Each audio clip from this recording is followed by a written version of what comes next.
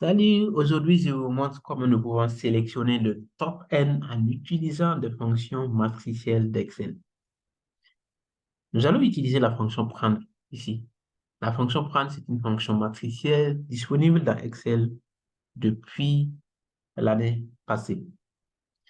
Donc c'est une fonction seulement disponible dans la version Office 365. Donc ici, par exemple, j'ai un tableau qui répertorie un peu les ventes de produits. Nous avons les catégories de ces produits, et nous avons le montant total des ventes pour chaque produit. Donc, imaginons ici que nous souhaitons retourner, par exemple, le top 5 des produits selon le montant de vente. Donc, ici, nous allons utiliser la fonction prendre. Donc, mais avant d'utiliser cette fonction pour sélectionner notre top 5, on va d'abord découvrir comment cette fonction marche. Donc, fonction prendre, donc c'est une fonction qui renvoie les lignes ou les colonnes de début ou de la fin du tableau. Donc, par exemple, ici, je sélectionne ma fonction prendre. Donc, le premier argument de la fonction prendre, c'est la place. Donc, je peux sélectionner ma place. Je peux prendre virgule. Deuxième argument, combien de lignes je souhaite les tourner. Par exemple, imaginons, je mets 3, virgule. Colonne que je souhaite retourner, je souhaite retourner 3 colonnes également. Donc, dans mon tableau, j'ai 3 colonnes, donc je souhaite retourner en fait ces 3 colonnes. Je valide. Donc, vous voyez ici, la fonction va me prendre seulement les 3 premières lignes en fait, de mon tableau. Donc, maintenant, si je souhaite retourner les 3 dernières lignes, donc ici, au lieu de mettre 3, je vais mettre moins 3. Donc, moins 3, donc, ça veut dire qu'il va prendre les dernières lignes. Moins 3, et vous voyez ici, il va prendre les dernières lignes ici. Maintenant, on va utiliser des fonctions matricielles ici. La fonction trier. Donc, la fonction trier, c'est une fonction qui permet en fait de trier des tableaux. Donc, trier. Par exemple, si je sélectionne mon tableau en question, je vais sélectionner plutôt la colonne montant. Je vous montre comment ça marche. Donc, point virgule. Le deuxième argument, c'est l'index de tri. Ici, on n'en a pas besoin puisque nous avons seulement une seule colonne. Donc, je peux aller à l'argument suivant. Par contre, ici, je veux l'ordre décroissant. Donc, ça veut dire du plus grand au plus petit. Donc, moyen 1, je valide. Donc, vous voyez ici,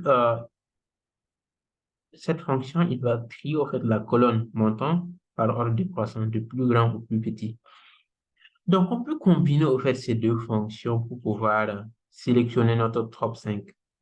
Donc, si je reviens ici, je vais effacer la formule et on le prend à 0, prendre la place, je sélectionne ma place, un virgule, le nombre de colonnes, nombre de lignes plutôt que je souhaite retourner 5 lignes. Donc, au fait, au lieu de taper les 5 ici, je vais sélectionner ici pour, comme ça, plus tard, j'ai la possibilité, au fait, de changer le top N que je souhaite voir.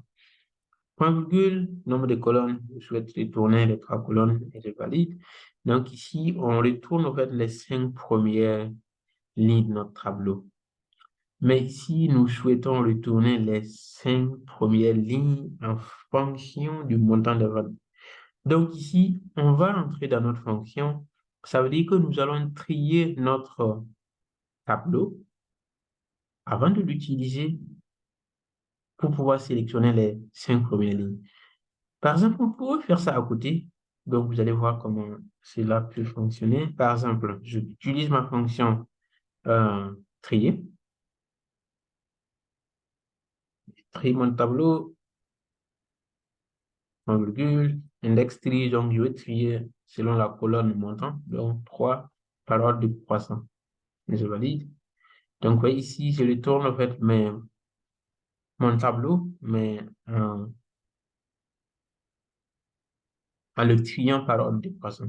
Donc, ça veut dire que nous allons utiliser en fait cette partie dans notre formule. Donc, je peux passer ça.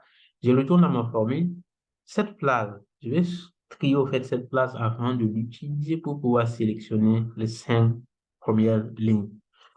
Donc, je mets ma fonction trier ici, trier.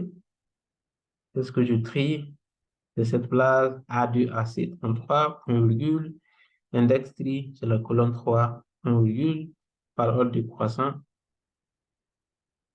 ferme la parenthèse, je valide. Donc, ici, vous voyez maintenant que j'ai sélectionné maintenant mes top 5 en fonction du montant de vente. Et ici, j'ai la possibilité de changer. Par exemple, si je vais le top 10, vous voyez, je veux par exemple le top 2. Ça me sélectionne top 2, top 8. Vous voyez, c'est très dynamique. Top 6 et top 5.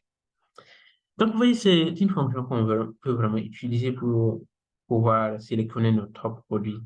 Et par exemple, ici, si on ne voulait pas retourner toutes les colonnes, on voulait retourner par exemple seulement la colonne montant, on peut également utiliser, on veut utiliser une autre fonction, dans ce cas, qui est la fonction QSCall.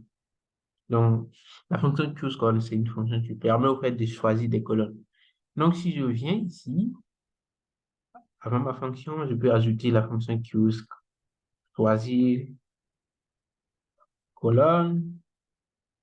Donc, la place, ça va être ça, point virgule, et numéro colonne que je souhaite retourner. Par exemple, ici, je souhaite retourner, par exemple, imaginons que je souhaite retourner la colonne catégorie et puis montant. Je peux par exemple mettre 2, point virgule, et 3.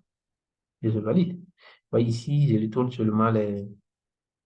Mais par contre, si je souhaitais retourner seulement la colonne montant, je mets seulement les 3. Là, je vais retourner seulement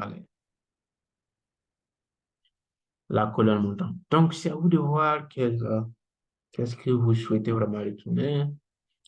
Ensuite, je vais effacer cette partie, parce que je vais voir ma colonne produit. Donc, je laisse comme ça. Donc, voilà, fonction prendre, fonction utile. On peut combiner avec d'autres fonctions matricielles, comme la fonction trier, pour pouvoir retourner le top N.